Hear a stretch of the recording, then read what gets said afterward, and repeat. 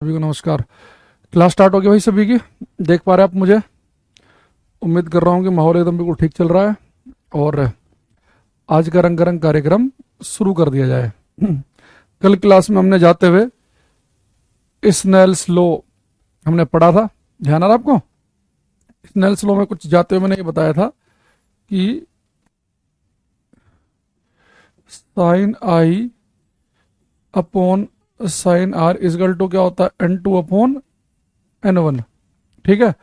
फिर हमने एक बात पढ़ी थी यहाँ पे, काव्या आयंस, यहाँ देखते रहो बेटा। फिर एक बात मैंने आपको बताई थी कि जो n two upon N one है इसे हम क्या लिख सकते हैं, v one upon we two भी लिख सकते हैं, या lambda one upon lambda two भी लिख सकते हैं। ये हमने बात पढ़ी थी।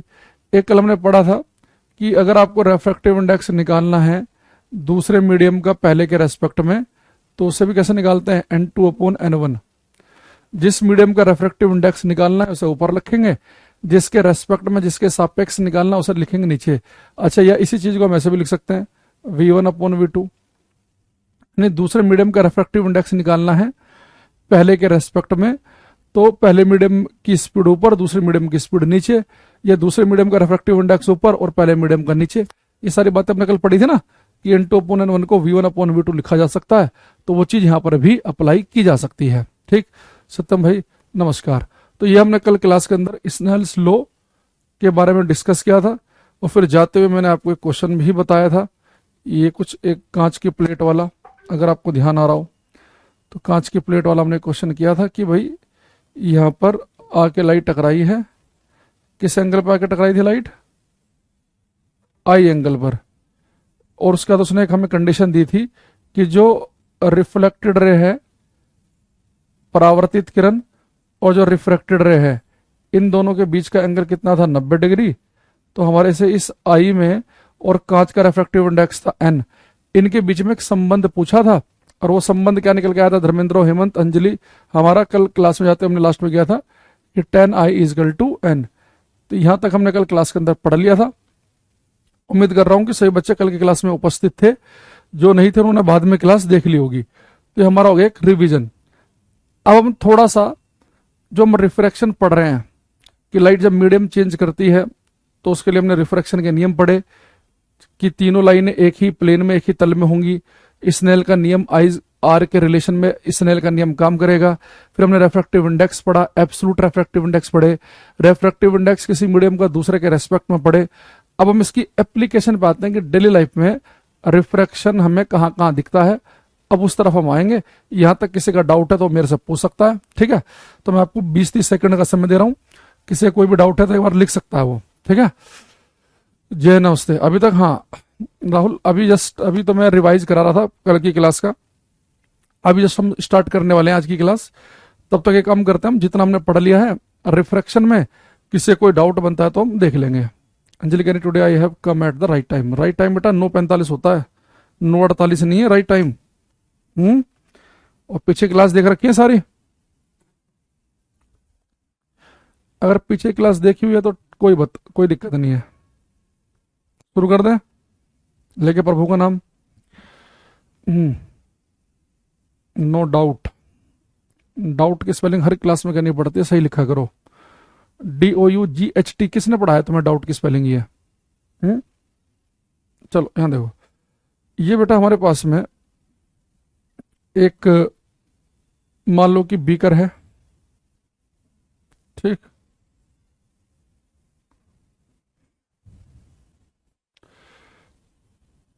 या मान लो कोई बाल्टी है, बकेट। तो आज ये काम करना आप क्लास के बाद में अपने, अच्छा please pronounce my name correctly, Dharmdev. अच्छा, इससे क्या हो गया? कोई देख रहा तुम्हें? यहाँ किसी बच्चे के लिए किसी का नाम धर्मदेव हो, धर्मवीर हो, धर्म सिंह हो, उसके लिए सारे बच्चे एक जैसे हैं। तुम्हें तुम्हारा नाम पता ही है, बाकी तुम्हें वैसे भी जानते नहीं है, चाहे तुम धर्मदेव हो चाहे तुम धर्म सिंह हो। यहाँ देखो, एक हमारे पास में एक बाल्टी है खाली। रवि यहां देखते रहो। और आप क्लास के बाद में अपने घर में एक खाली बाल्टी को देखना और उसकी गहराई को महसूस करना। अच्छा, गहराई कैसे महसूस की जाती है? बिल्कुल जो तली है, बॉटम है, ये तली और ये ऊपर वाला हिस्सा बिल्कुल एक साथ देखना, तली और ऊपर वाला हिस्सा एक साथ, तो आपको गहराई का आइडिया हो जाएगा कि हाँ भाई ये बाल्टी इतनी गहरी है, दिमाग में आपने एक आइडिया सा लिया। अब इस बाल्टी को बेटा पानी से भर दो।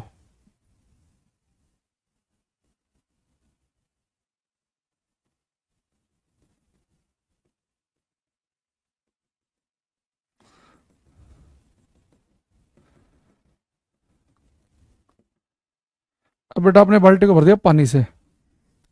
अब इसी बाल्टी को आप दोबारा देखना, ठीक है, दोबारा जिस बाल्टी को आप दोबारा देखेंगे तो आपको इसकी जो तली है ना वो थोड़ी सी उठी हुई, उभरी हुई महसूस होगी, यानी बाल्टी आपको कम गहरी लगेगी। देखो खाली बाल्टी ज्यादा गहरी लगती है, पानी से भरी बाल्टियां कम गहरी लगती हैं। पानी से भरा स्विमिंग पूल हो, कोई टैंक हो, कोई पानी की हुद्दी है जहाँ पे ट्यूबवेल वाला पानी गिरता है, कोई भी चीज अगर पानी से भरी है वो कम गहरी लगती है। उसकी वजह यह है, जो बाल्टी को पानी से भर दोगे तो उस बाल्टी की जो तली है ना आपको यहाँ पर ना दिखकर थोड़ी सी ऊपर महसूस होगी यहाँ पर।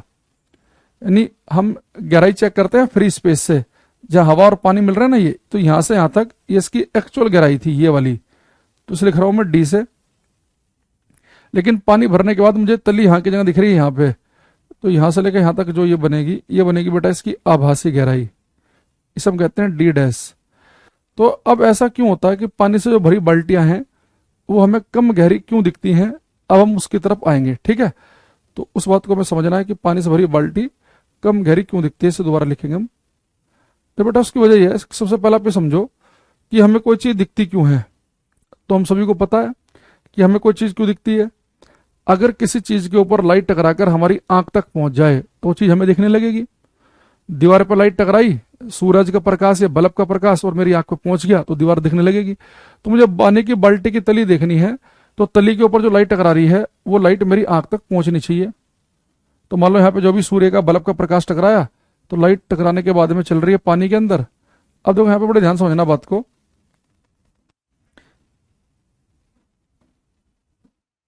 ये लाइट बेटा जब पानी के अंदर चल रही थी तो बिल्कुल सीधी रेखा में चल रही होगी। हमने बचपन से पढ़ा है कि लाइट जो है हमेशा सीधी रेखा में ट्रेवल करती है, स्ट्रेट लाइन में।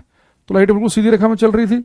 लेकिन जैसे लाइट बेटे जो जो पानी के अंदर चल रही थी, लेकिन जैसे लाइट पानी से बाहर जाएगी हवा में, तो हमने पता है कि जब लाइट मीडियम चेंज करती है, लाइट कहाँ जा रही है, पानी से हवा में माध्यम चेंज कर रही है, तो मीडियम चेंज करते समय लाइट सीधी रेखा में नहीं चलती, वो या तो नॉर्मल की तरफ को बेंड होती है, नॉर्मल से दूर हट जाती है। वो डिपेंड करता है कि वो कहाँ से कहाँ जा रही है। अभी लाइट बेटा जा रही है पानी से बाहर एयर में, तो अंदर वाटर है, तो आपको पता है कि वाटर का रेफ्रेक्टिव इंडेक्स होता है ज्यादा, 4/3 यानी कि 1.33। बाहर एयर है और एयर का रेफ्रेक्टिव इंडेक्स होता है लगभग एक ही मान लेते हैं हम न्यूमेरिकल में, तो एक। अब यानी कि लाइट जा रही है यहाँ पे सघन माध्यम से विरल माध्यम में, डेंसर मीडियम से रेरर में, सघन से विरल। तो लाइट जब डेंसर से रेरर में जाएगी तो क्या करेगी, वो दूर की तरफ को हटेगी, दूर।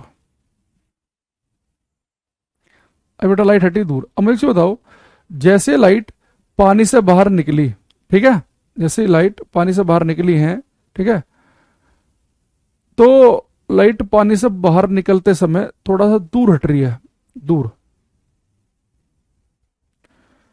अब जो दूर हटी, ये दूर हटने वाली लाइन तो कभी मिल ही नहीं सकती आपस में, यानी कि इस वाले पॉइंट की इमेज तो फिर हमें कभी दिखेगी नहीं।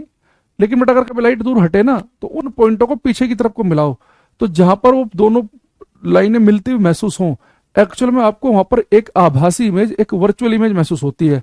तो अगर मैं इन दोनों रे को पीछे की तरफ को बढ़ा दूं, पीछे की तरफ, बिल्कुल सीधी रेखा में पीछे की तरफ बढ़ा दूं, तो जिस पॉइंट पर मुझे मिलती हुई महसूस होंगी, एक्चुअल में मुझे पानी की बाल्टी की तली वहीं पर महसूस होगी। ये मैंने कुछ ज्यादा ऊपर को बना दिया, थोड़ा सा एक्चुअल में होता क्या है कि इतना भी डिफरेंस नहीं आएगा, समझो जैसे जो बाहर की तरफ को निकली तो कुछ ऐसे हो गई है। अब इसे अगर आप पीछे की तरफ बढ़ाएंगे,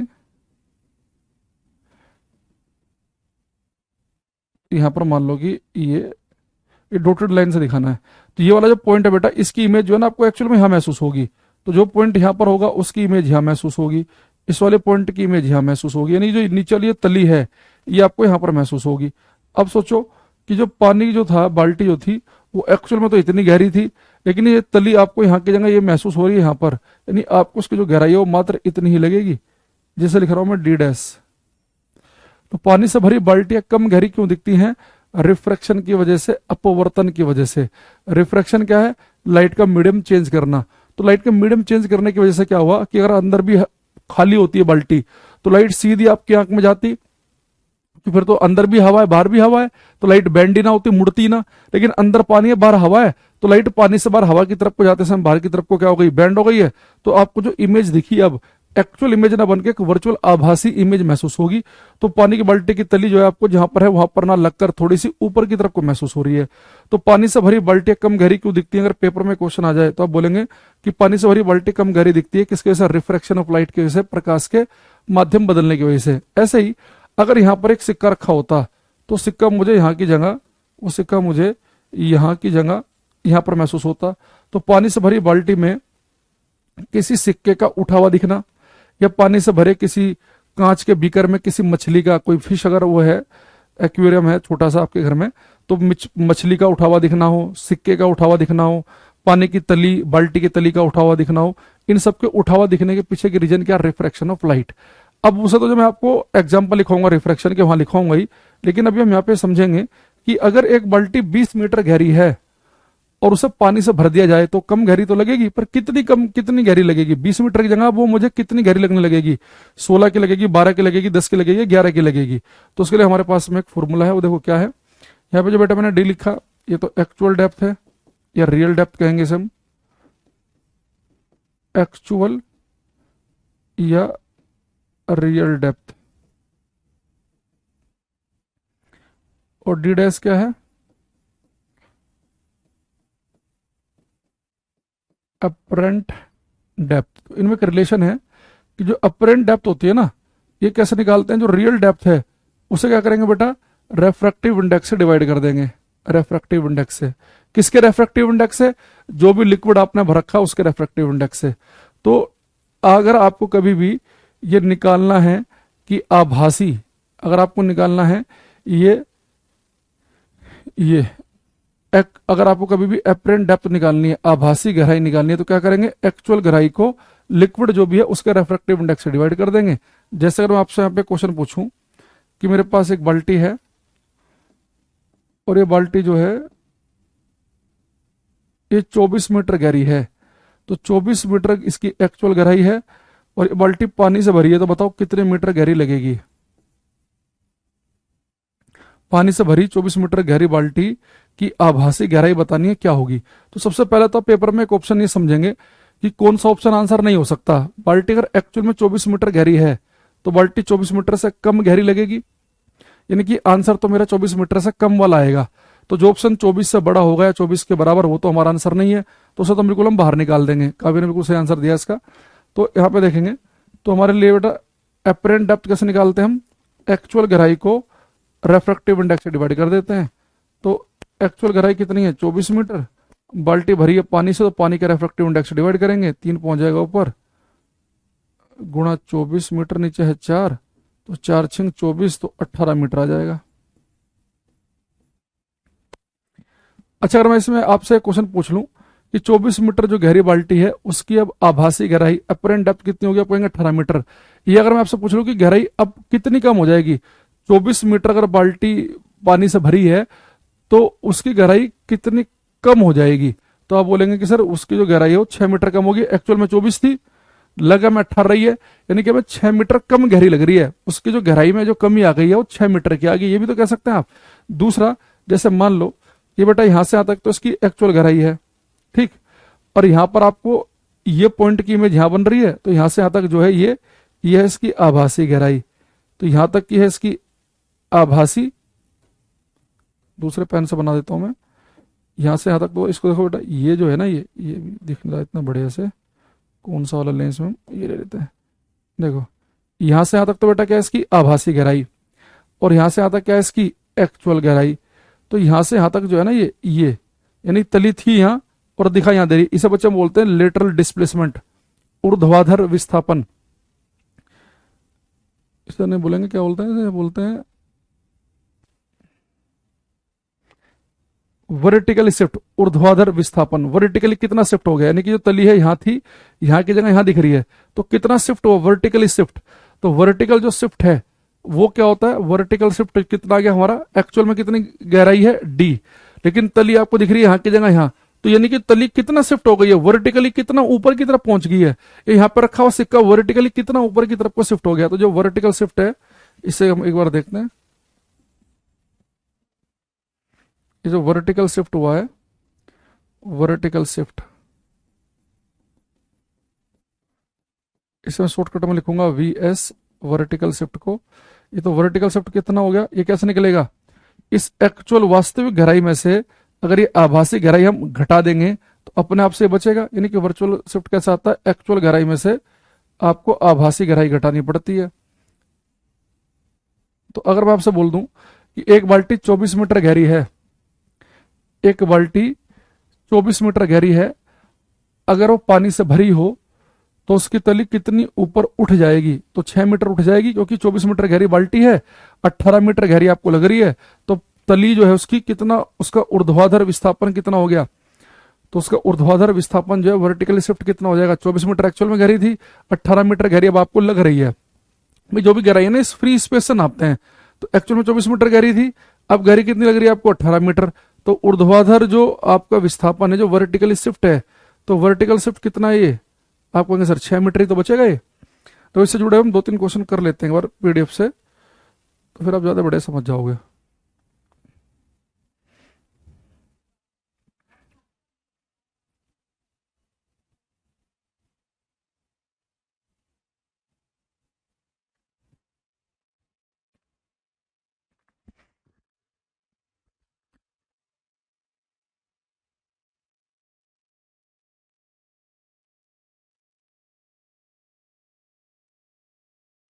एक क्वेश्चन तो बड़े ध्यान से करना है ये वाला।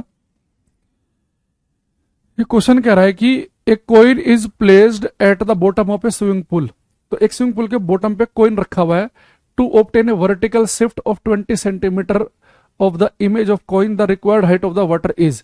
और ये जो आपको दे रखा है बेटा, ये दे रखा है वाटर का रेफ्रेक्टिव इंडेक्स, रेफ्रेक्टिव इंडेक्स को हम एन और म्यू दो सिंबल से यूज करते हैं, तो म्यू भी यूज करते हैं और एन भी। तो यहाँ पे आपको ये दे रखा है, तो आपसे कह रहा है एक स्विमिंग पूल के तल पर एक सिक्का रखा जाता है, सिक्के के प्रतिबिंब का 20 सेंटीमीटर का ऊर्ध्वाधर विस्थापन प्राप्त करने के लिए आपको बताना है पानी की आवश्यक ऊंचाई क्या होगी, पानी की आवश्यक ऊंचाई। ये क्वेश्चन करो सेम फॉर्मूले से होगा उसी से ही।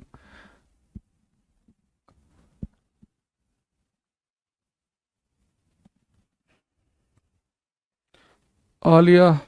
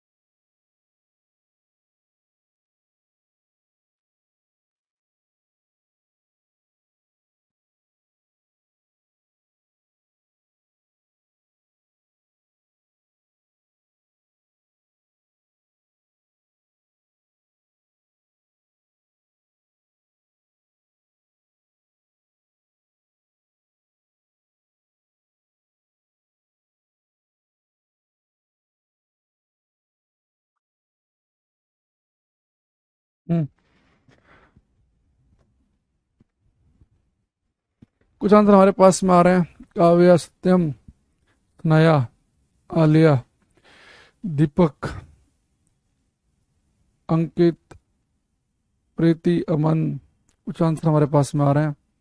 देखो क्वेश्चन बड़ा आसान है, कुछ ऐसे सोचना नहीं इसमें, कोई खास दिमाग लगाने की आवश्यकता नहीं थी, बिल्कुल साफ साफ हर चीज दे रखी है। इसने कहा है एक कॉइन जो है एक स्विमिंग पूल के बॉटम पे रखा हुआ है, इसकी तली पे रखा हुआ है, ये आपको बेटा कॉइन है और एक स्विमिंग पूल की तली पर रखा है। ये कह रहा है कि to obtain a vertical shift of 20 centimetre of the image of the coin the required height of the water. ये कह रहा है कि जो कॉइन है ना, इसका अगर इसकी जो इमेज है आप चाह रहे हैं कि उसका वर्टिकल शिफ्ट आपको मिले 20 सेंटीमीटर का, यानी कि जो सिक्का है आपका ये 20 सेंटीमीटर ऊपर उठ जाए। वर्टिकल शिफ्ट कितना चाहिए आपको? 20 सेंटीमीटर का। तो कह रहा है कि स्विमिंग पूल में पानी कितनी ऊंचाई तक भरा होना चाहिए। बात समझ पा रहे हैं?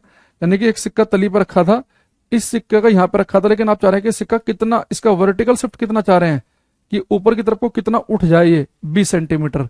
तो कह रहा है वर्टिकल शिफ्ट अगर 20 सेंटीमीटर चाहिए तो आपको पानी की ऊंचाई बतानी है, यानी कि आपको एक्चुअल जो गहराई है वो आपको बतानी है।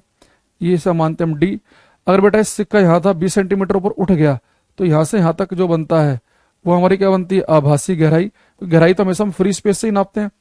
तो ये जो टोटल गहराई है डी थी, अब ये सिक्का यहाँ था, यहाँ की जगह यहाँ दिख रहा है, तो ये इसकी है बेटा आभासी गहराई। तो अभी हमने एक चीज पढ़ी थी छोटी सी, कि अगर कभी हमारे से वर्टिकल शिफ्ट के बारे में पूछे तो वर्टिकल शिफ्ट क्या होता है? एक्चुअल गहराई में से, इस वास्तविक गहराई में से हम क्या घटा देते हैं? अप्रेंट डेप्थ, आभासी गहराई। ये बताया था ना, फॉर्मूला बताया था अभी आपको। वर्टिकल शिफ्ट का फॉर्मूला क्या होता है? D minus D dash. जय भाई एक ही कमेंट बार बार मत किया करो, भगा दूंगा क्लास नहीं अभी। और ये 80 80 मत लिखो, 80 दो ऑप्शन है यहाँ पे, क्या है 80? है 80 मीटर है कि सेंटीमीटर है? आंसर तुम्हें देना नहीं आ रहा। अब ये डी, ये जो आभासी गहराई है इसका फॉर्मूला क्या पढ़ा था हमने? D by n. ये पढ़ा था ना डी डैश का फॉर्मूला, कि आभासी गहराई कैसे निकालते हैं? एक्चुअल गहराई को एन से डिवाइड कर देते हैं हम। तो हमें यहाँ पे हमें निकालना है डी, तो हो जाएगा 1 - 1/n वर्टिकल शिफ्ट। तो मेरे पास एक ये फॉर्मूला बन गया, तैयार हो गया। इस फॉर्मूले को यहाँ पे लगा देते हैं हम। तो वर्टिकल शिफ्ट का फॉर्मूला क्या है हमारे पास में? D 1 - 1/n। तो वर्टिकल शिफ्ट दे रखा 20 सेंटीमीटर का, एक्चुअल गहराई पूछ रहा है, पानी का रिफ्रैक्टिव इंडेक्स दे रखा 4/3, 3 पहुंच जाएगा ऊपर, तो 4 में 3 गया 1/4, तो डी की वैल्यू हो जाएगी, सोल्व करेंगे 80 सेंटीमीटर। तो 80 के दो ऑप्शन है यहाँ पे, तो हमारा आंसर कौन से वाला है? 80 सेंटीमीटर वाला, यानी कि डी ऑप्शन हमारा आंसर है। बात समझ गए? जब भी वर्टिकल शिफ्ट की बात करेगा ये सीधा याद रख लो कि एक्चुअल गहराई में से, वास्तविक गहराई में से आभासी गहराई घटा देंगे तो आ जाएगी। अब आभासी गहराई का भी हमारे पास में फॉर्मूला है। आभासी गहराई कैसे निकालते हैं हम? डी बाई एन से निकाल देते हैं, तो ये हमारे पास में आ गया। ठीक है, तो इसका आंसर आ गया हमारा 80 सेंटीमीटर। अब ये क्वेश्चन मैं आपको दिखाता हूँ, ये आया था रेलवे ग्रुप डी में, पिछली बार वाले रेलवे ग्रुप डी का क्वेश्चन है ये क्वेश्चन करना एक बार।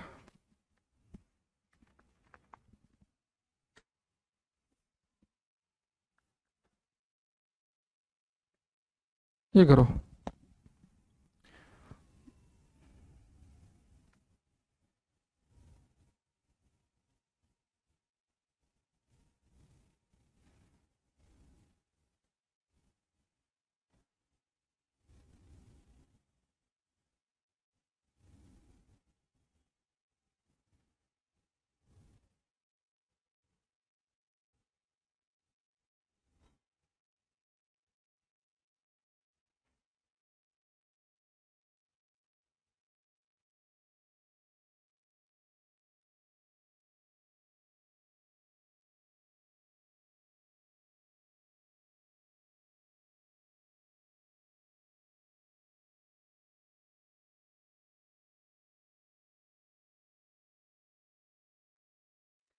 रत्ना ऐसा है, क्लास छोड़ दो बेटा तुरंत अभी, है ना?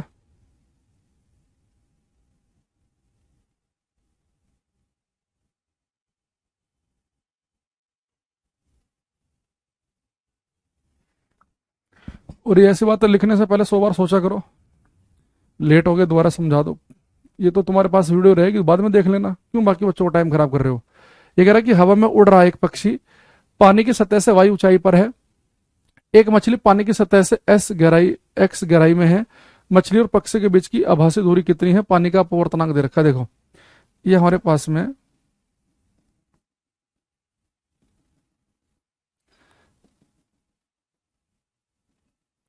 ये बेटा एक तालाब है, ये तालाब।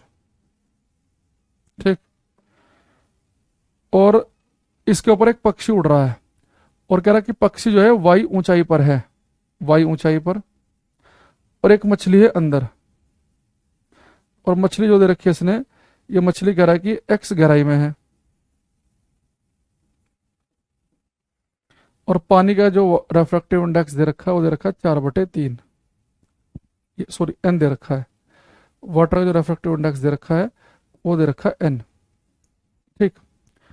तो कह रहा मछली और पक्षी के बीच की आभासी आपको क्या बतानी है, दूरी कितनी होगी। तो सिंपल सा ये है, अगर ये पक्षी वाई ऊपर है और मछली एक्स गहराई नीचे है तो इनके बीच की क्या दूरी बननी चाहिए, एक्स प्लस वाई। अगर एक हम छोटे बच्चे से पूछेंगे तो एक्स प्लस वाई ही बताएगा।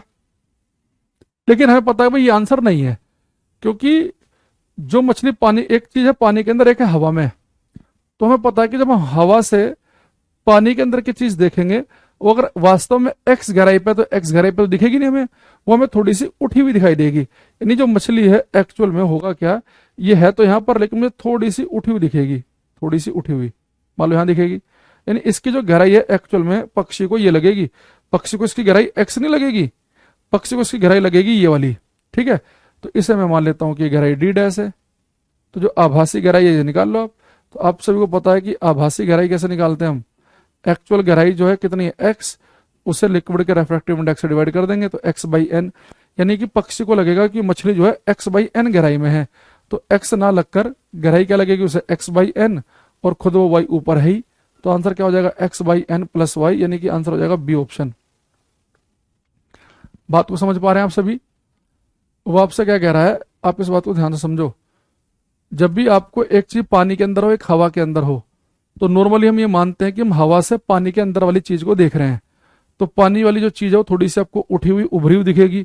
एक्चुअल गहराई उसकी एक्स है, लेकिन उसकी गहराई आपको एक्स नहीं लगेगी, आपको उसकी गहराई क्या लगेगी, एक्चुअल एक्स है, और रेफ्रेक्टिव इंडेक्स अगर एन है तो हमें पता है कि हमारे पास फॉर्मूला होता है डी डैश क्या होता है, डी बाई एन। तो एक्चुअल गहराई कितनी है, एक्स है मछली की, और पानी का रेफ्रेक्टिव इंडेक्स कितना है, एन है। तो एक्चुअल में पक्षी को इसकी जो गहराई लगेगी वो एक्स बाई एन लगेगी, और वो वाई खुद ऊपर है ही। तो दोनों के बीच की दूरी क्या हो गई, X by N plus Y. आ रही बात समझ में सभी को। अच्छा दूसरा, इसी क्वेश्चन को वैसे भी पूछ सकता है।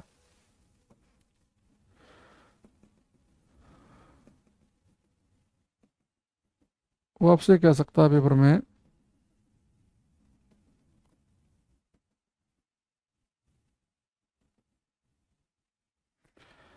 एक बेटा यहाँ पे हमारे पास एक मछली है, ये मछली जो है ना ये 36 मीटर की गहराई में है, 36 मीटर की गहराई पर, और एक पक्षी है ये 100 मीटर ऊंचाई पर है। तो आपको बताना, और ये जो पानी है, पानी का रेफ्रेक्टिव इंडेक्स दे रखा है आपको 4/3, जल का अपवर्तनांक दे रखा है 4/3, और आपसे पूछ ले कि मछली और पक्षी के बीच की आभासी गहराई बताओ क्या होगी। Apparent depth between fish and bird, मछली और पक्षी के बीच की आभासी गहराई बतानी है, क्या होगी। करना है क्वेश्चन।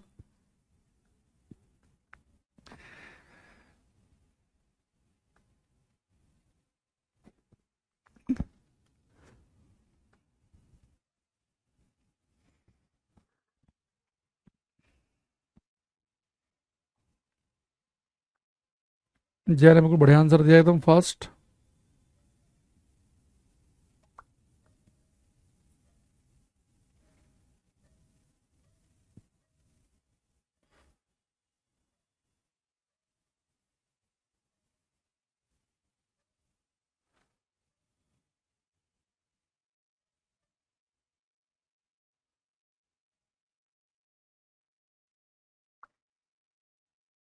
सनाया, आयंस, सत्यम, आलिया तुम्हारा गलत है अभी तक केवल। रत्ना का वो सही है, लेट आने के बाद ही रत्ना सही कर दिया तुमने।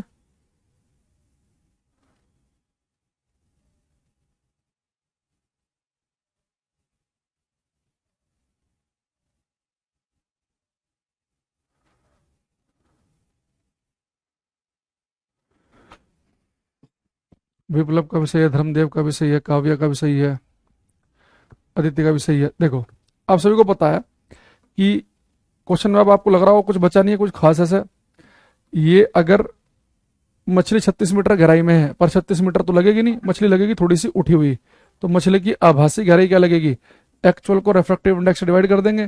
तो एक्चुअल गहराई कितनी है मछली की, 36 मीटर, रेफ्रेक्टिव इंडेक्स होता है 4/3, 3 पहुंच जाएगा ऊपर, 36 गुणा 3 नीचे 4, तो 4 नेम 36, तो डी डैश हो गया 27 मीटर। तो ये मछली जो है एक्चुअल में 27 मीटर गहराई पर लगेगी पक्षी को, और खुद कितने मीटर गहराई ऊंचाई पर है ये, 100 मीटर की। तो टोटल डिस्टेंस कितनी हो जाएगी, 100 मीटर प्लस 27 यानी कि 127 मीटर। बिल्कुल सही आंसर आया सभी का, एक बच्चे गलत था, बाकी पूरी क्लास ने सही आंसर दिया इसका। ठीक है, बात समझ रहे हो। अच्छा अब एक हम करते हैं दूसरा, दूसरी चीज, अगर एक इसमें मैं आपसे उल्टा पूछ लूं, जैसे मैं आपसे कहूं कि भाई ये जो है पानी है, और पानी के अंदर ये मछली है, और मछली जो है ये एक्स गहराई में है पहले की तरह, और जो पक्षी है ये एच ऊंचाई पर है, एक्स पर।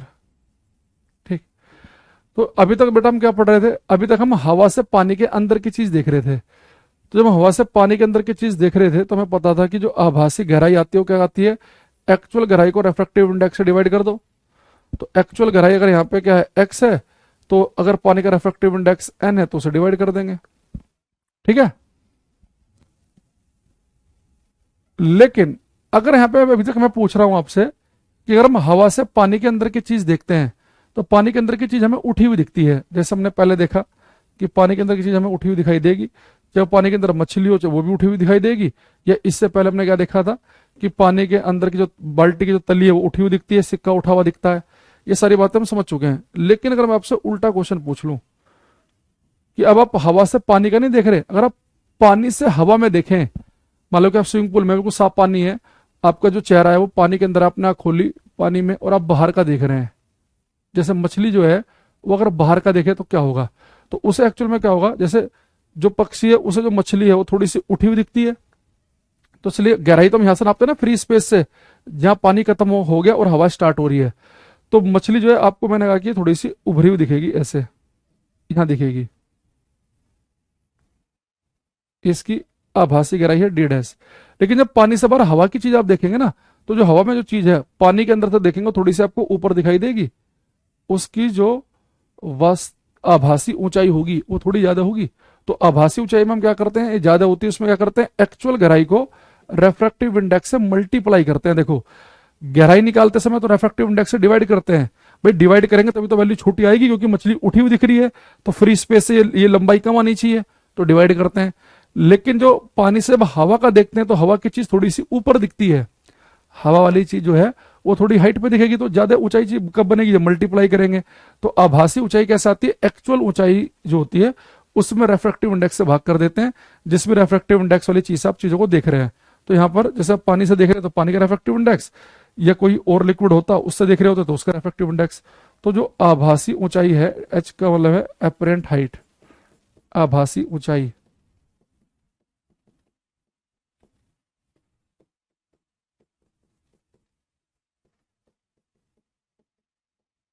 और एच क्या है इसकी एक्चुअल ऊंचाई या रियल हाइट, ये क्या है इसकी वास्तविक ऊंचाई। तो आभासी गहराई कैसी आती है, कम आती है, उसमें रेफ्रेक्टिव इंडेक्स से डिवाइड करते हैं। आभासी ऊंचाई कैसी आती है, ज्यादा, उसको मल्टीप्लाई करते हैं। तो मैं लिख देता हूं, ये हमारा जो आभासी ऊंचाई बनेगी कैसे बनेगी, एक्चुअल ऊंचाई को रेफ्रेक्टिव इंडेक्स से मल्टीप्लाई करना पड़ेगा। ठीक, अब यहां से अगर मैं एक क्वेश्चन पूछूं आपसे कि भाई ये हमारे पास में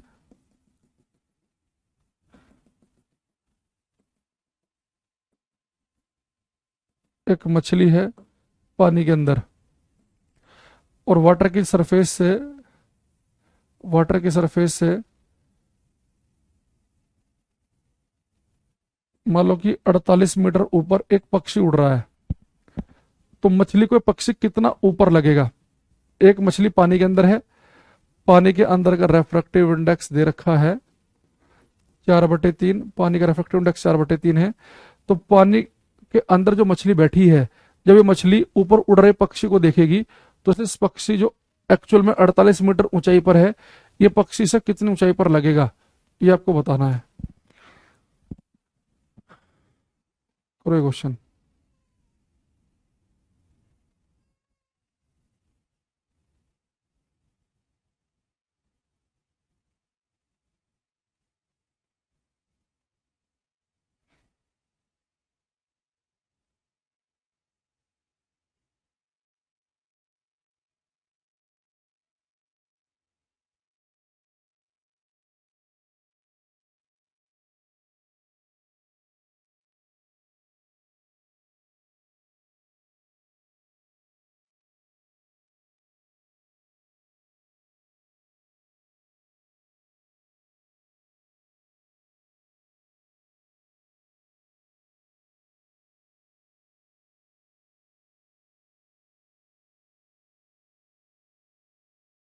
करो ये।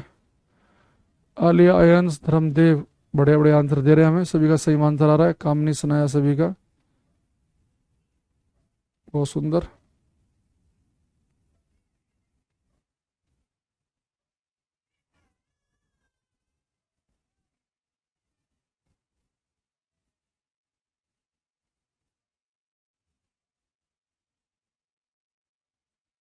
और ट्राई करो।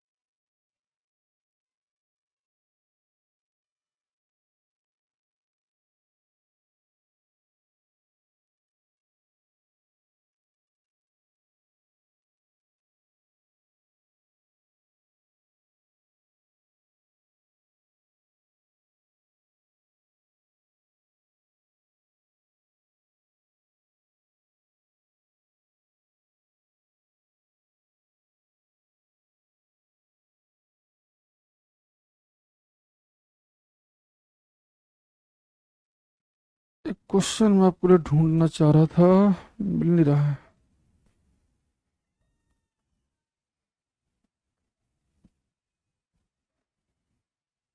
हम्म चलो, ये वाला क्वेश्चन हमें करना था। तो हमें क्या निकालना है इसमें, अपरेंट हाइट। तो अपरेंट हाइट क्या आएगी, एक्चुअल हाइट को रेफ्रेक्टिव इंडेक्स से मल्टीप्लाई कर देंगे, 48 मीटर, रेफ्रेक्टिव इंडेक्स है 4/3, 3×3=18। अच्छा ठीक है, 16×4 = 64 मीटर। तो इस सब का बिल्कुल ठीक आंसर आया। कितना आएगा ये, 64 मीटर के बराबर।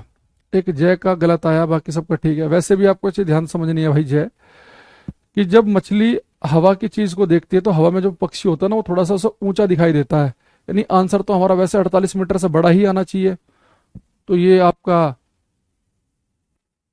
16 कैसा है, शायद अच्छा आपने ये सोच लिया कि मैंने पूछा था कि पक्षी कितनी ऊंचाई पर है, 48 मीटर, तो कितनी ऊंचाई पर लगेगा, तो उसे लगेगा बेटा 64 मीटर पे। तो ज्यादा कितना लग रहा है पहले से, तो 16 मीटर वो आपका ठीक है। एक्चुअली हमने पूछा क्या, कि एक पक्षी 48 मीटर की ऊंचाई पर है, तो पक्षी जो 48 मीटर की ऊंचाई पर है, वो मछली को कितनी ऊंचा लगेगा, वो 48 जगह 64 मीटर ऊंचा लगेगा, यानी कि पहले से 16 मीटर एक्स्ट्रा लगेगा। अगर मैं एक्स्ट्रा पूछता तो वो आपका 16 ठीक था। अदरवाइज मैंने पूछा केवल इतना था कि पक्षी अगर 48 मीटर ऊंचाई पर है तो मछली को कितनी ऊंचा लगेगा, मछली को लगेगा कि वो 64 मीटर की ऊंचाई पर है।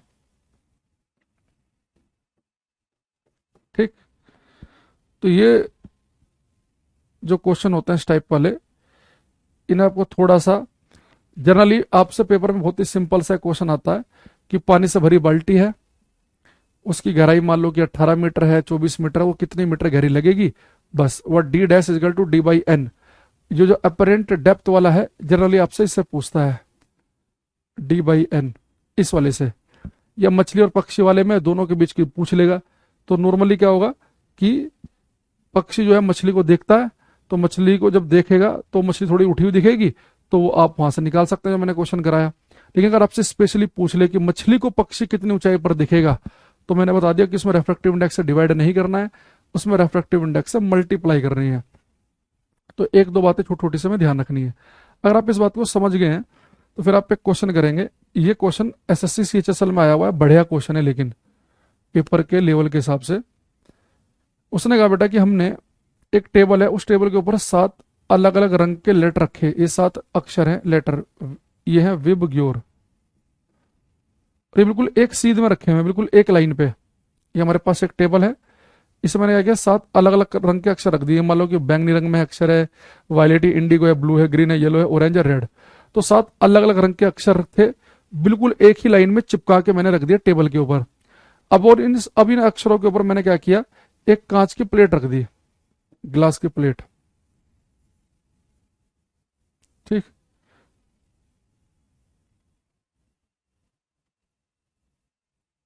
हमने क्या किया, एक कांच की प्लेट रख दी। ठीक, अब बेटा जब मैं इस कांच की प्लेट रखने के बाद, जैसे मान लो आप ऐसा फील करो कि बिल्कुल यहां पर ये 7 अक्षर रखे हुए हैं और उनके ऊपर आपने एक कांच की प्लेट रख दी। अब आप ऊपर से देख रहे हैं तो आपको भी अक्षर सारे के सारे जो एक सीध में रखे हुए थे रंग बिरंगे, जब इनके ऊपर आप एक कांच की प्लेट रख के देखोगे ना, तो सारे के सारे आपको एक सीध में नहीं दिखेंगे। कोई अक्षर आपको ज्यादा उभरा हुआ, ज्यादा उठा हुआ दिखेगा और कोई कम उठा हुआ दिखेगा। तो पेपर में क्वेश्चन आया कि अगर 7 अलग अलग रंग के अक्षरों के ऊपर एक कांच की प्लेट रख दी जाए तो कौन सा अक्षर ज्यादा उठा हुआ, ज्यादा उभरा हुआ दिखेगा, ये आपको बताना है। इनमें से कौन सा अक्षर ज्यादा उठा हुआ महसूस होगा।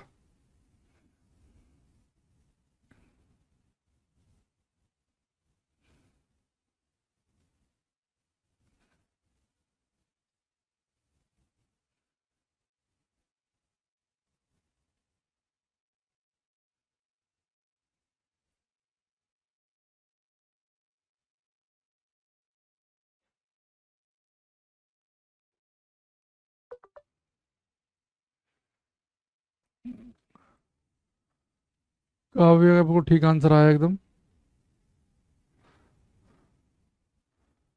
सुंदर सुशील आंसर एकदम।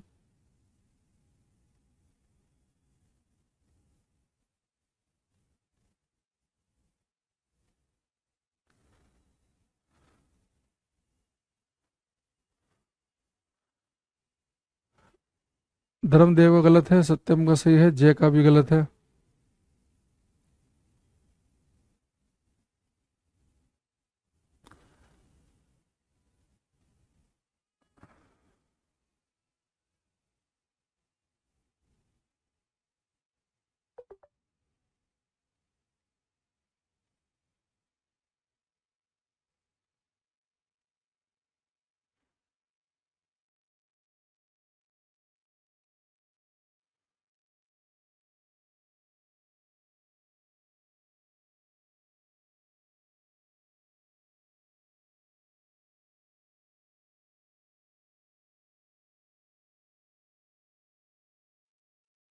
हम्म, चलो हमारे पास कुछ आंसर आए। जो बच्चे कह रहे हैं कि वायलेट कलर सबसे ऊपर दिखेगा, उनका सही है, बाकी गलत है। ये क्वेश्चन जो है वो मिल नहीं रहा है।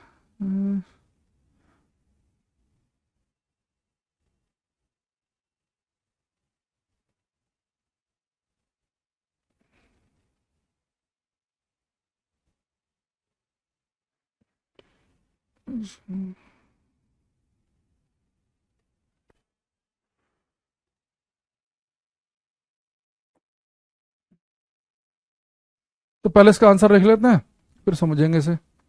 तो लिखेंगे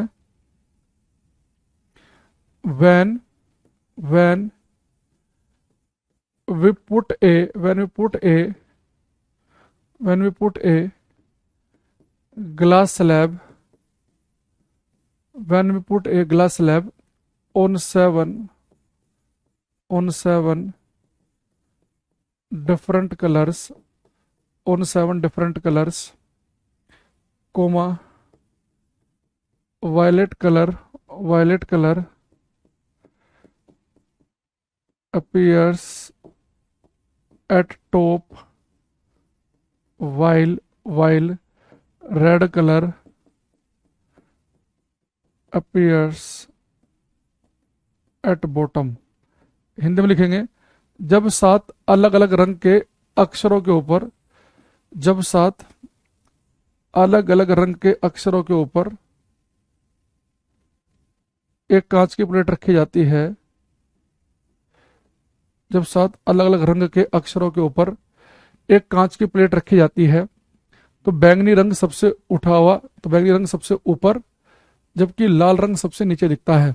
जब 7 अलग अलग रंग के अक्षरों के ऊपर एक कांच की प्लेट रखी जाती है, तो बैंगनी रंग सबसे ऊपर, जबकि लाल रंग सबसे नीचे दिखता है। यानी कि ये बेटा आपको माहौल ऐसे दिखेगा कि बैंगनी दिखेगा बहुत ही उभरा हुआ, उठा हुआ, और लाल दिखाई देगा बहुत ही नीचे। अब जब ऐसा क्यों होगा, आप एक बात समझो, ये 7 अक्षर बिल्कुल ऐसे एक लाइन में थे। जब आपने कांच की प्लेट के ऊपर से दिखा, एक दिख रहा ज्यादा उठा हुआ, एक दिख रहा ज्यादा गहराई में। नहीं, जो उठा हुआ ज्यादा दिख रहा है, इसका मतलब है कि इसकी जो अपेरेंट डेप्थ है, इसकी जो आभासी गहराई है, वो कम लग रही है ना। भाई गहराई तो हम फ्री स्पेस से नापते हैं ना, जहां पे अब कांच समाप्त हो रहा है, हवा स्टार्ट हो रही है। तो अगर ये बैंगनी रंग ज्यादा उठा हुआ दिख रहा है, तो इसकी आभासी गहराई तो कैसी है, कम है। लाल नीचे दिख रहा है, तो इसकी अपेरेंट डेप्थ, आभासी गहराई कैसी है, ज्यादा।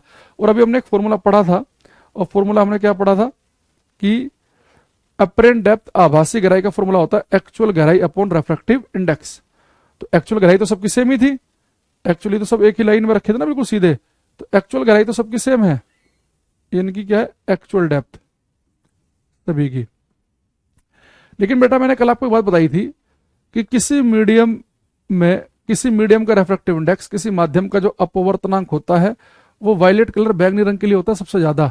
तो देखो, अब जो रेफ्रेक्टिव इंडेक्स है किसी मीडियम का, वो बैंगनी रंग के लिए होगा ज्यादा। तो बैंगनी रंग के लिए किसी मीडियम का रेफ्रेक्टिव इंडेक्स ज्यादा है, तो बैंगनी रंग की गहराई कैसी आएगी, कम आएगी। तो वायलेट कलर कम गहराई में आपको क्यों दिखता है, क्योंकि वायलेट कलर बैंगनी रंग के लिए मीडियम का रेफ्रेक्टिव इंडेक्स कैसा होता है, सबसे ज्यादा होता है। तो वायलेट कलर के लिए रेफ्रेक्टिव इंडेक्स ज्यादा है, तो बैंगनी रंग की गहराई कम दिखेगी। लेकिन लाल रंग के लिए किसी माध्यम का रेफ्रेक्टिव इंडेक्स कम होता है, तो इसकी गहराई क्या दिखाई देगी, ज्यादा। ये इसकी एक्सप्लेनेशन है। तो कल की क्लास और आज की क्लास को जोड़ के आप इस बात को समझ सकते हैं। भाई हमने कल पढ़ा था ना कि किसी मीडियम का रेफ्रेक्टिव इंडेक्स लाल रंग के लिए कम होता है। मीडियम लाल रंग के लिए रेरर, विरल माध्यम की तरह काम करता है, इसलिए लाल रंग की स्पीड ज्यादा होती है मीडियम में। किसी मीडियम का रेफ्रेक्टिव इंडेक्स बैंगनी रंग के लिए ज्यादा होता है। मीडियम बैंगनी रंग के लिए डेंसर, सघन बन जाता है, इसलिए बैंगनी रंग वायलेट कलर स्लो चलता है। याद आ रही है बात ये। तो हमें पता है कि जो आभासी गहराई, देखो बैंगनी रंग सिंपल समझो कि बैंगनी उठा हुआ दिखना, लाल नीचे दिखने का सीधा सीधा मतलब ये है कि बैंगनी उठा हुआ दिखेगा, यानी कि बैंगनी रंग जो है इसके लिए अपेरेंट डेप्थ, आभासी गहराई कम आ रही है। तो उसके लिए आभासी गहराई कम क्यों आ रही है, क्योंकि बैंगनी रंग के लिए किसी माध्यम का, किसी मीडियम का, जैसे कांच का रेफ्रेक्टिव इंडेक्स कैसा होता है, ज्यादा। तो बैंगनी रंग के लिए रेफ्रेक्टिव इंडेक्स ज्यादा, इसलिए इसके लिए गहराई कम आ रही है। लाल रंग के लिए मीडियम का रेफ्रेक्टिव इंडेक्स कम होता है, इसलिए उसके लिए गहराई ज्यादा आएगी, वो नीचे की तरफ दिखाई देगा। ये बात आप समझ पाए कि नहीं समझ पाए, पहले मुझे बताओ यहां तक की बात। इज इट क्लियर और नॉट, यहां तक की बात आपको समझ में आई है कि नहीं आई, ये बताएंगे।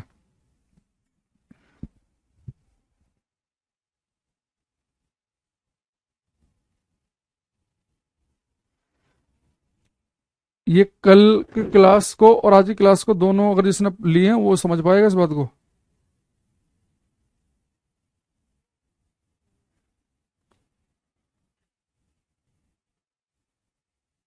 आलिया कह रही समझ में आ गया, बहुत बढ़िया।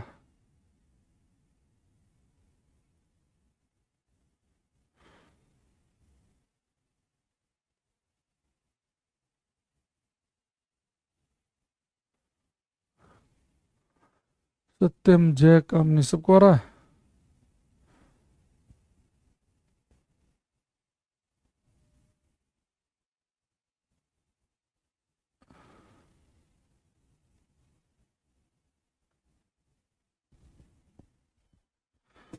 ठीक है, चलो। अब हम क्या करते हैं, जितनी हमने कहानी पढ़ी है रिफ्रैक्शन के अंदर, अब हम आते हैं जो जनरली जो सिंपल पेपर में, एसएससी टाइप के पेपर में जो क्वेश्चन आते हैं ना, वो आता है रिफ्रैक्शन के इफेक्ट से। जैसे कि पेपर में आपके यहाँ क्वेश्चन ऐसा आता है, जो आसान पेपर होते हैं, जहाँ साइंस ज्यादा नहीं आती, जहाँ साइंस टफ नहीं आती है, उसमें क्वेश्चन पूछता है कि पानी से भरी बाल्टी कम गहरी क्यों दिखती है, या पानी से भरी बाल्टी में सिक्का उठा हुआ क्यों दिखता है, पानी से भरी बाल्टी में मछली उठी हुई क्यों दिखती है। तो उसका रीजन क्या, रिफ्रैक्शन, अपवर्तन, लाइट का मीडियम चेंज करना। क्योंकि मीडियम चेंज करते समय लाइट क्या करती है, दूर को हट गई तो जब उन्होंने उसे पीछे की तरफ को बढ़ाया तो इमेज जहां थी वहां पर ना दिखकर उससे अलग जगह पर दिखी। तो रिफ्रैक्शन के जो इफेक्ट हैं, जो प्रभाव हैं, ये 5 एग्जाम्पल मैं आपको लिखवाऊंगा। ये पांचों के पांचों आपको ढंग से याद कर लेने हैं। तो लिखेंगे यहाँ पे हम effects of refraction of light. ये हर पेपर के लिए इक्वली इंपॉर्टेंट है और इनमें से एक एग्जाम्पल तो इस साल 4-5 बार आ चुका है अलग अलग पेपर में। Effects of refraction of light, प्रकाश के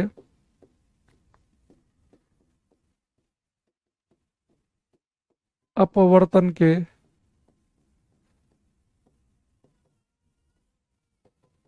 प्रभाव। Effects of refraction of light, प्रकाश के अपवर्तन के प्रभाव। ठीक है, तो हम लिखना शुरू करेंगे। सबसे पहले लिखेंगे मोस्ट इंपोर्टेंट है ट्विंकलिंग ऑफ स्टार्स, तारों का टिमटिमाना। तारों का टिमटिमाना, ये 4-5 पेपर में आ चुका बेटा इस बार, ध्यान से याद रखना कि तारों का टिमटिमाना किस घटना पे काम करता है? रिफ्रैक्शन ऑफ लाइट, प्रकाश के अपवर्तन पे। देखो ऐसे करता है, जैसे आप समझ सकते हैं इसे। ये धरती है, ये पृथ्वी के चारों तरफ है एटमॉस्फेयर, वातावरण, एटमॉस्फेयर। तो मान लो आप यहां कहीं खड़े हैं। अब ये बेटा मान लो कि तारा है। अब आपने एक तारे की तरफ देखा, तो कोई तारा आपको कब दिखेगा? जब तारे की लाइट आपकी आंख में घुसेगी। अब वो तारा की लाइट जो है, तारे से जो प्रकाश चला होगा वो अंतरिक्ष में चल रहा है। अंतरिक्ष यानी कि स्पेस, जहां पे वैक्यूम है, खाली जगह। भाई देखो धरती जो है ना, धरती के चारों तरफ एटमॉस्फेयर है, वातावरण केवल एक ऊंचाई तक, और उस ऊंचाई से हम बाहर निकल जाएंगे तो फिर तो वैक्यूम स्टार्ट हो जाएगा, अंतरिक्ष स्टार्ट हो जाएगा। अब यहाँ पर ये तारे से लाइट चल रही चल रही चल रही चल रही है बिल्कुल सीधी, लेकिन बेटा लाइट जो जा रही थी वैक्यूम में, वैक्यूम का रिफ्रैक्टिव इंडेक्स तो 1 है और एयर का कितना है? 1.00003। यानी जैसे लाइट वैक्यूम से एयर में एंट्री करेगी, तो यानी कि माहौल क्या बन गया? लाइट जा रही है एयर से, वैक्यूम से कहां जा रही है? एयर में। यानी कि रेयर से डेंसर मीडियम, विरल माध्यम से सघन माध्यम। जब लाइट अपना मीडियम चेंज करती है फिर तो सीधी रहेगी नहीं। तो अगर लाइट जा रही है रेयर से डेंसर, तो क्या हो जाएगी बेटा? अंदर की तरफ को बेंड हो जाएगी ये। अब इस लाइट को पीछे की तरफ बढ़ाओ, तो एक्चुअल में आपको लगेगा कि लाइट, प्रकाश यहां से आ रहा है, क्योंकि जैसे हमारी आंख में लाइट पहुंचती है ना, तो हमारे दिमाग में ये रहता है कि लाइट तो हमेशा सीधी रेखा में चलती है, तो हमें ये नहीं लगेगा कि लाइट ऐसे चल के मुड़ के मेरी आंख में आई। तो इस लाइट को अगर मैं पीछे की तरफ को बेंड करूंगा तो मुझे एक्चुअल में इस तारे की इमेज यहाँ की जगह एक तो दिखेगी, यहाँ पर नहीं, जहां पे तारा है एक्चुअल में हमें वहां पे दिखता ही नहीं है, अलग पोजीशन पे दिखता है। दूसरी चीज, ये जो हमारे एटमोस्फेयर है, जो वातावरण है, इसमें जो हवाएं है ये हिलती रहती हैं, यानी कि डेंसिटी बदलती रहती है। तो इस तारे की जो इमेज है कभी इस पॉइंट पर बनेगी, कभी यहाँ बनेगी, कभी यहाँ बनेगी, कभी यहाँ, कभी यहाँ, इसके आगे पीछे यहाँ बनती रहेगी। तो तारा मुझे कभी यहाँ दिखेगा, कभी यहाँ, कभी यहाँ, कभी यहाँ, कभी यहाँ, कभी यहाँ। तो इसलिए मुझे तारा टिमटिमाते हुए दिखता है। तो तारा टिमटिमाने की वजह क्या? लाइट का मीडियम चेंज करना, रिफ्रैक्शन होना, कि लाइट ने अपना मीडियम चेंज किया। तो मीडियम चेंज होने से एक तो जहां पे तारा है वहां पे नहीं दिखेगा, कहीं और दिखेगा। दूसरा, एयर की डेंसिटी चेंज होने की वजह से उसकी जो इमेज है वो भी फ्लक्चुएट करेगी, इसलिए आपको टिमटिमाते हुए दिखाई देगा। तो तारों का टिमटिमाना किस घटना पे काम करता है? रिफ्रैक्शन ऑफ लाइट पर। इस बात को ध्यान रखेंगे। दूसरा लिखेंगे less depth of water fielded bucket, beaker etcetera. Hindi में लिखेंगे पानी से भरी बाल्टी, पानी से भरी बाल्टी, बीकर इत्यादि का कम गहरा दिखना। पानी से भरी बाल्टी, बीकर इत्यादि का कम गहरा दिखना।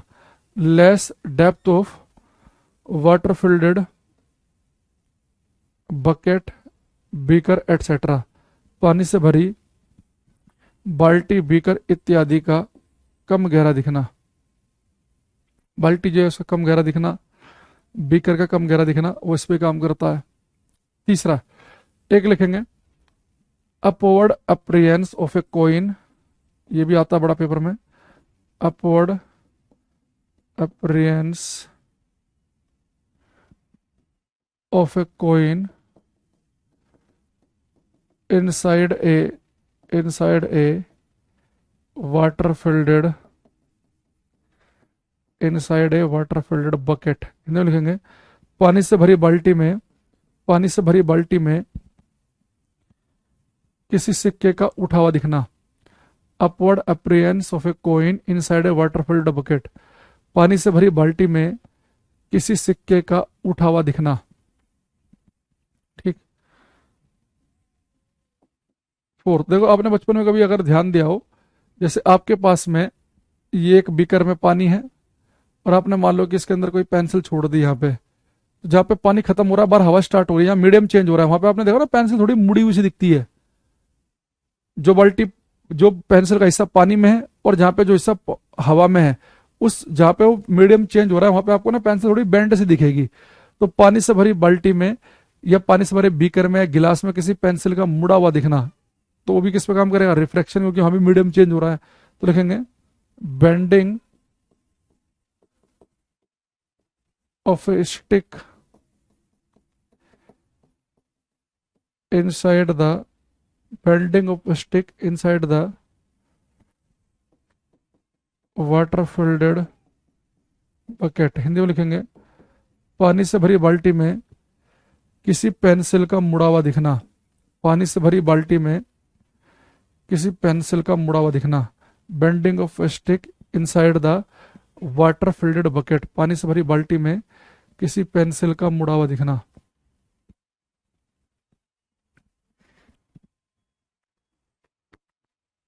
पांचवा, ठीक है। अब आते हैं लास्ट पांचवे पे।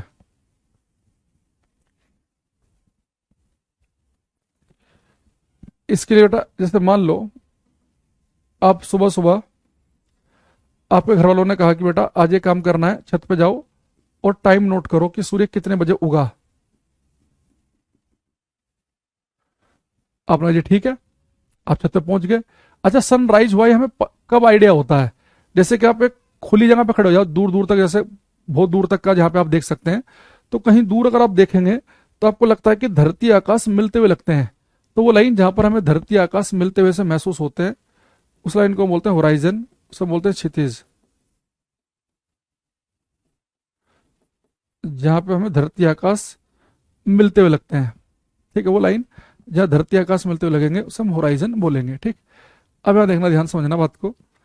अगर बेटा सूरज जो है इस क्षितिज से, होराइजन से नीचे है, तो हमारे लिए छिपा हुआ है। लेकिन जैसे सूरज इस जहां धरती आकाश मिलते हुए लगते हैं इस लाइन से जैसे ऊपर की तरफ उठेगा, तो हम क्या बोलेंगे? भाई सन उग गया, सनराइज हो गया है। तो हमारे अकॉर्डिंग सूर्य कब उगेगा? जब सन क्या होगा, जिस होराइजन से हमें ऊपर की तरफ दिखाई देगा।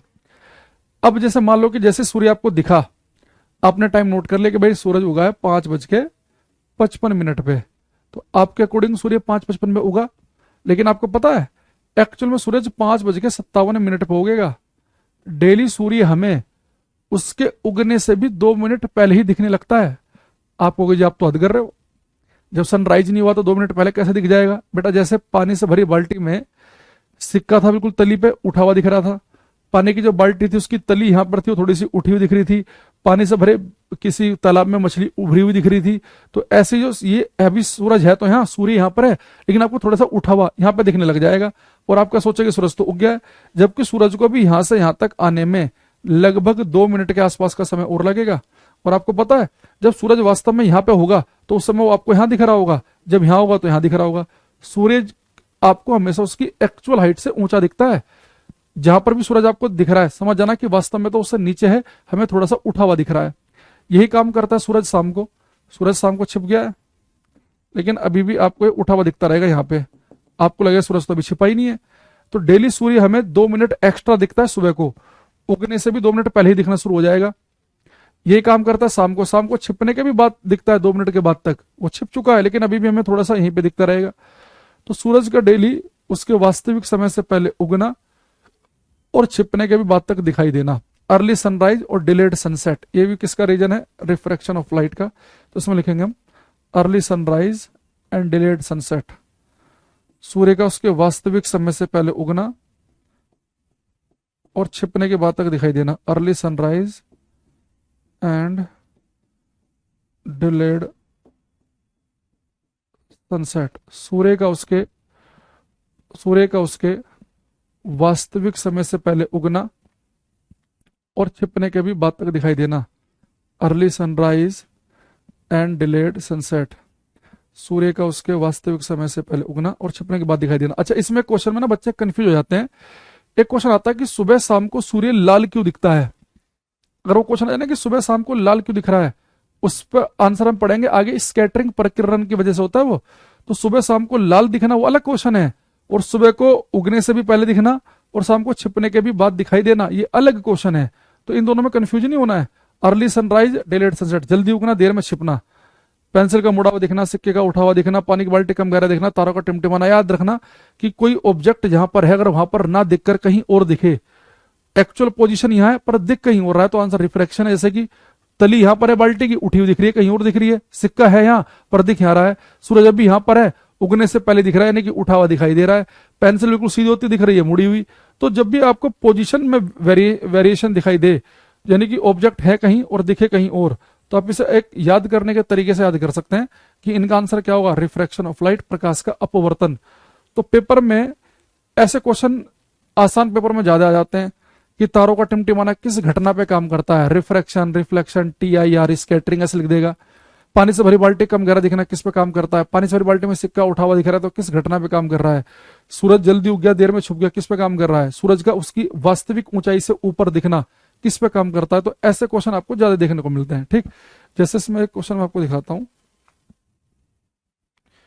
इस वाली पीडीएफ में तो वो नहीं है।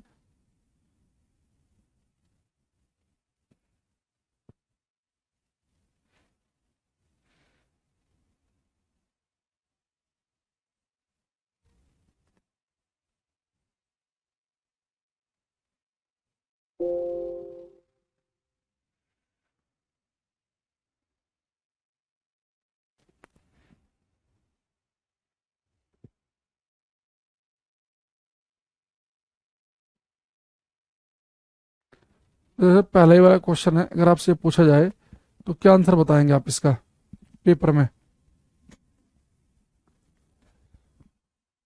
मरीचिका अलग आगे आएगा, एक टॉपिक पढ़ेंगे हम, TIR।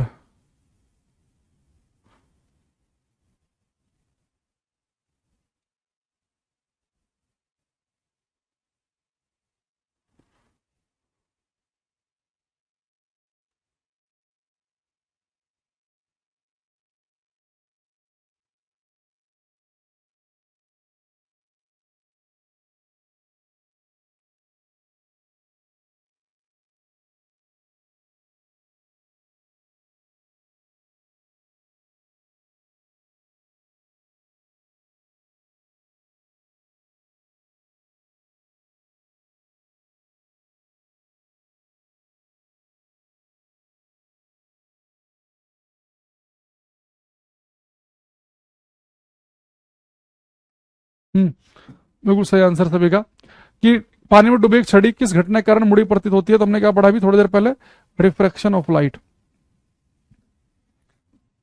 अब इसमें क्वेश्चन में जानना चाह रहा हूं जो आपसे, उसे थोड़ा ध्यान से करना।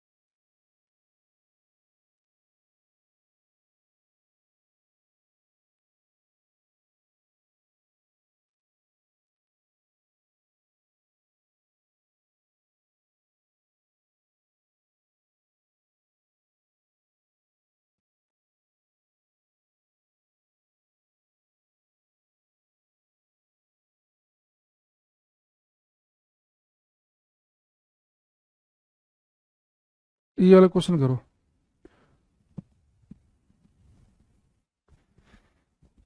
क्वेश्चन नंबर 10, ध्यान से करना इसे।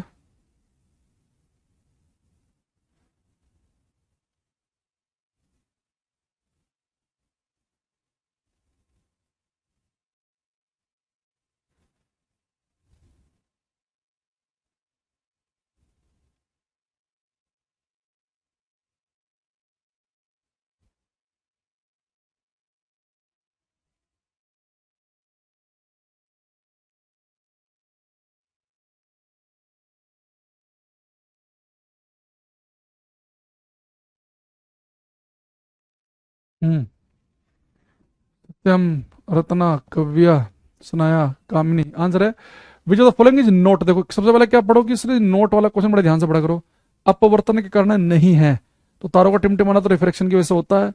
सन जहां पर भी उससे ऊंचा दिखता है, ये भी हमने पढ़ा, वो रिफ्रैक्शन की वजह से है।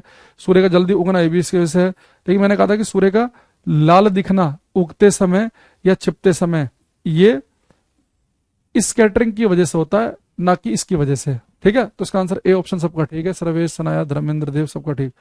देखो एक लिखा है इसने, a water tank appear silver when it is viewed from the top due to. एक पानी की टंकी उथली दिखाई देती है जब इसे ऊपर से देखा जाता है।